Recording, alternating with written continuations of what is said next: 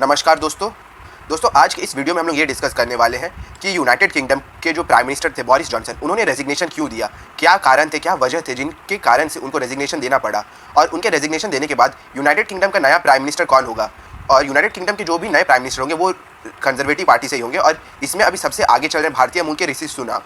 तो इस वीडियो में हम लोग ऋषि सुनाक के बारे में भी डिस्कस करेंगे, उनका जो बैकग्राउंड है उसके बारे में, प्लस उनको क्या चैलेंजेस आएंगे प्राइम मिनिस्टर बनने के लिए।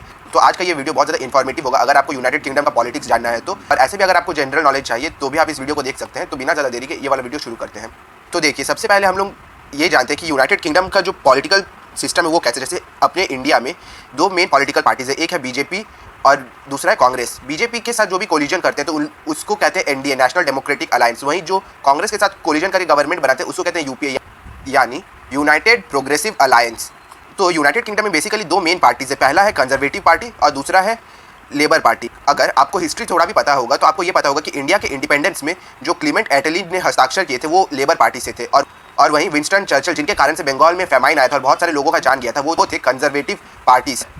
तो ये एक बेसिक बात है। तो देखिए, यूनाइटेड किंगडम में 2019 में यूके में जनरल इलेक्शंस होते हैं और उसमें Boris Johnson led Conservative Party सबसे ज़्यादा सीट हासिल करता है और उन्होंने अपना ही रिकॉर्ड तोड़ दिया था। 1987 के बाद से कंजर्वेटिव पार्टी को कभी इतने ज़्यादा सीट्स आए नहीं थे जितना 2019 में आया था। और इसके बाद कंजर्वेटिव पार्टी से प्राइम मिनिस्टर चुने जाते हैं बोरिस जॉनसन, और प्राइम मिनिस्टर चुने जाने के बाद उनके ऊपर सबसे पहला जिम्मेदारी ये था कि ब्रिटेन को ईयू से अलग करे, और उसका उन्होंने डेडलाइन दे दिया था कि 2021 के अंत तक ब्रेक्जिट हो जाएगा। और उन्होंने जो अपना वादा था वो पूरा किया। 2021 के अंत तक बोरिस जॉनसन ने ब्रेक्जिट कर दिया था, लेकिन ब्रेक्जिट होने के बाद भी नॉर्दर्न आयरलैंड और जो स्कॉटलैंड के लोग थे वो बोरिस जॉनसन से नाखुश थे, क्योंकि नॉर्दर्न आयरलैंड और स्कॉटलैंड ने कभी ये नहीं चाहता, उन्होंने कभी ये नहीं चाहता कि ब्रेक्जिट हो। वो लोग हमेशा ये चाहते थे कि वो लोग भी as a part of EU present रहे। लेकिन ब्रेक्जिट होने के कारण से नॉर्दर्न आयरलैंड के लोगों को रिपब्लिक ऑफ आयरलैंड का एक्सेस नहीं मिलने लगा। प्लस जो स्कॉटलैंड के फिशरमैन थे उनको अभी फिशिंग करने के लिए दूसरे कंट्रीज़ के इकोनॉमिक एरिया का परमिशन भी चाहिए होगा। तो इन सब रीजन के कारण से स्कॉटलैंड और नॉर्दर्न आयरलैंड के लोग बोरिस जॉनसन से नाखुश थे। और अगर आपको ये जानना है कि ग्रेट ब्रिटेन, इंग्लैंड और यूनाइटेड किंगडम में क्या अंतर है, प्लस स्कॉटलैंड और आयरलैंड यूके के पार्ट है या फिर इंग्लैंड के पार्ट है, तो इसके ऊपर एक वीडियो है, आप इसको आई बटन में चेक कर सकते हैं। तो बैक ऑन द टॉपिक, ये सब कुछ रीजंस थे जिनके कारण से स्कॉटलैंड और नॉर्दर्न आयरलैंड के जो कॉमन पीपल थे वो बोरिस जॉनसन से नाखुश थे। लेकिन जैसे कि कहावत है, जैसी करनी वैसी भरनी, 2018 के एंड होते होते तक बोरिस जॉनसन ने थेरेसा मे के ऊपर ये आरोप लगाना शुरू कर दिया था कि थेरेसा मे नहीं चाहती कि ब्रेक्जिट हो, और वो इसीलिए ब्रेक्जिट को डिले कर रही है। ब्रेक्जिट के लिए जो भी प्रॉपर डॉक्यूमेंटेशन चाहिए, प्लस जो भी रूल्स रेगुलेशन होने चाहिए, वो थेरेसा मे जल्द से जल्द नहीं ला रही है। और ब्रेक्जिट का जो इलेक्शन हुआ था वो 2016 में हो चुका था। तो और 2 साल तक अगर कोई गवर्नमेंट ब्रेक्जिट को रेटिफाई नहीं कर पाता है तो ये एक तरह से दिखाता है कि वो गवर्नमेंट ब्रेक्जिट के पक्ष में नहीं है। ये सब बोरिस जॉनसन का कहना था। 2016 में जब ब्रेक्जिट हुआ था तो डेविड कैमरून भी नहीं चाहते थे कि ब्रेक्जिट हो, और जब ब्रेक्जिट हो गया था तो उन्होंने रेजिग्नेशन दे दिया था, और वो भी कंजर्वेटिव पार्टी से थे। तो डेविड कैमरून के बाद जब थेरेसा मे आए तो थेरेसा मे के ऊपर भी ये आरोप लगने लगे कि वो नहीं चाहते कि प्रॉपरली ब्रेक्जिट हो। और इन्हीं सब रीजंस को लेकर 2019 में जो इलेक्शन हुआ उसमें Boris Johnson as a front runner थे, उन्होंने कंजर्वेटिव पार्टी को उस इलेक्शन में अच्छे तरह से जीत दिलाया था। लेकिन 2019 में बोरिस जॉनसन के प्राइम मिनिस्टर बनने के बाद से उनका जो भी डिसीजन से, उनका जो भी निर्णय था वो सब गलत होने लगा, और 2021 आते आते तक वो बहुत ज़्यादा अनपॉपुलर हो गए थे यूके में। और साल 2022 में उनके अपने ही पार्टी मेंबर्स ने उनसे विश्वास मत छीन लिया था। वो नहीं चाहते कि Boris Johnson as Prime Minister of UK serve करे।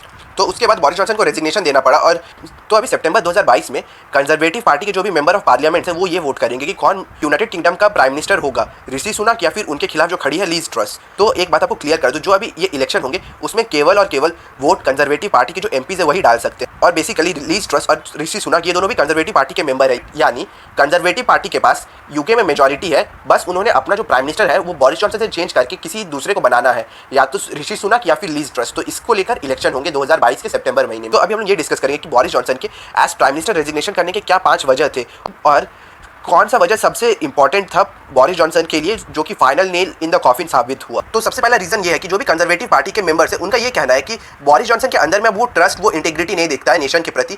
प्लस बोरिस जॉनसन जो 2019 के इलेक्शन से पहले थे वो बोरिस जॉनसन अभी 2022 में नहीं है।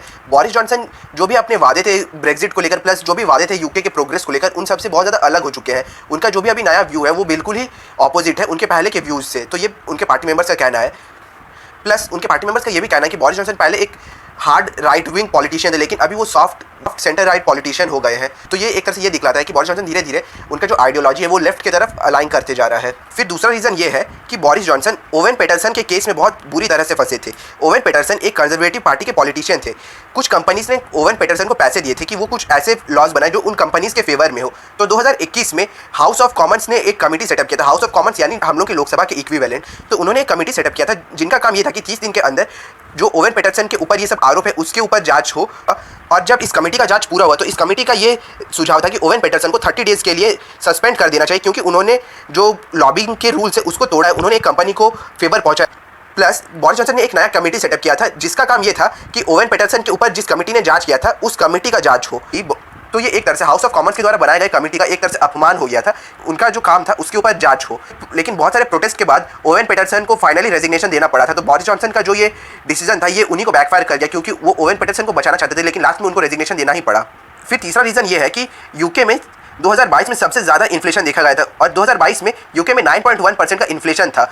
यूके में जो ये इन्फ्लेशन आया है इसका एक मुख्य कारण है कि जो ऑयल के प्राइसेस हैं वो बढ़ गए हैं, क्योंकि रशिया और यूक्रेन में जब वॉर हुआ तो जो भी वेस्टर्न कंट्रीज थे उन्होंने रशिया के ऊपर सैंक्शंस लगा दिया। प्लस जो रशियन ऑयल था जो कि बहुत चीप था, प्लस वो इजीली ट्रांसपोर्ट हो जाता था यूरोपियन कंट्रीज को, क्योंकि डिस्टेंस कम था, तो वो लेना यूरोपियन कंट्रीज ने बंद कर दिया था। तो रशियन ऑयल और गैस के जो भी ऑल्टरनेटिव्स थे वो बहुत ज़्यादा महंगे थे, प्लस वो बहुत ज़्यादा डिस्टेंस से ट्रैवल करके लाना पड़ता था। तो इस कारण से जो भी फ्यूल के प्राइसेस थे वो बढ़ गए थे। प्लस जब भी फ्यूल का प्राइस बढ़ता है तो वो पूरे कंट्री को सफ़र करता है, क्योंकि मिडिल क्लास को ट्रैवल करने के लिए अपने गाड़ियों में फ्यूल भराना पड़ता है। प्लस लोअर क्लास पीपल जिनके पास गाड़ी नहीं है उनको भी जो सामान खरीदना होता है वो भी तो ट्रांसपोर्ट से ही लेके आया जाता है। और अगर फ्यूल का प्राइस बढ़ जाएगा तो ट्रांसपोर्टेशन चार्ज भी ऑटोमेटिकली बढ़ जाएगा और इस कारण से कंट्री में इन्फ्लेशन भी बढ़ जाता है। तो रशिया का जो यूक्रेन के ऊपर इन्वेजन था वो यूरोपियन कंट्रीज के बजट को बहुत बुरी तरह से हैम्पर किया। प्लस इन सब के अलावा गवर्नमेंट को अपने जो भी वेलफेयर स्कीम्स है, जो भी अपना हेल्थ केयर था उसको चालू रखने के लिए और ज़्यादा पैसों का ज़रूरत था। तो उन्होंने क्या किया कि जो भी कॉमन पीपल थे उनके ऊपर ज़्यादा टैक्स लगाने लग गए। तो इस कारण से भी जो कॉमन पीपल थे यूनाइटेड किंगडम के वो नाखुश हो गए।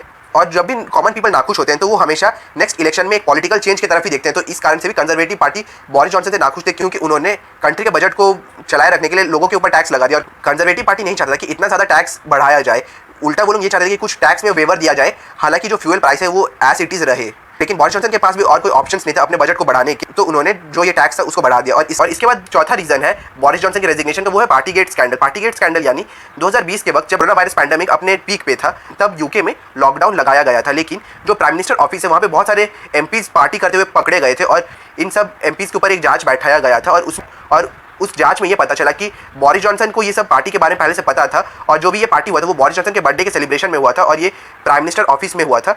तो ये एक तरह से प्राइम मिनिस्टर के इमेज के ऊपर एक धब्बा था कि पूरा कंट्री लॉकडाउन में है, वहीं प्राइम मिनिस्टर अपने कुछ दोस्तों के साथ प्राइम मिनिस्टर ऑफिस में पार्टी कर रहे हैं। लेकिन 2020 तक बोरिस जॉनसन का ये कहना था कि उनको ये सब के बारे में कुछ पता नहीं था कि उनके ऑफिस में ऐसे पार्टी उठी हुआ था।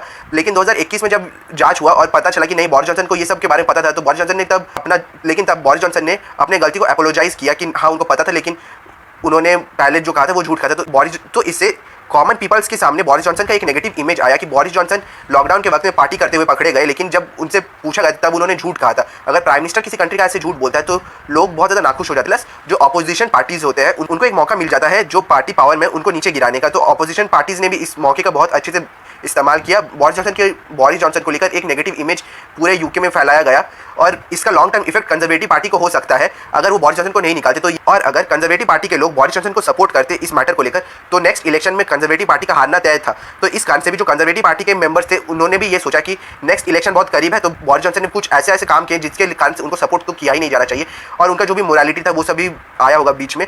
और पावर स्ट्रगल तो एक कॉमन रीजन रहता है। तो इन सब कारण से बोरिस जॉनसन को बहुत ज़्यादा प्रेशर झेलना पड़ा कंजर्वेटिव पार्टी के एमपीज से और लास्टली उनको रेजिग्नेशन देना पड़ा प्राइम मिनिस्टर के पोस्ट से। और पार्टीगेट स्कैंडल से भी बड़ा एक रीजन था जो कि final nail in the coffin साबित हुआ बोरिस जॉनसन के लिए, वो ये था कि क्रिस स्पेंसर के ऊपर लगाए गए जो भी आरोप थे कि वो नशे के हालत में लोगों के साथ सेक्सुअल अफेयर्स किए थे, प्लस उन्होंने हरासमेंट भी किया था नशे के हालत में, ये सब जो भी चार्जेस थे उनके ऊपर ये साबित हो गया। प्लस एक क्वेश्चन ये भी उठा था कि बोरिस जॉनसन को क्रिस स्पेंसर के जो भी ये सब हरकत है उसके बारे में पहले से पता था, लेकिन उसके बावजूद बोरिस जॉनसन ने क्रिस स्पेंसर को पार्टी में प्रमोशन देते गए और उनको कंजर्वेटिव पार्टी का जो डेप्यूटी चीफ व्हिप है उस पोस्ट तक उनको पहुंचा दिया था।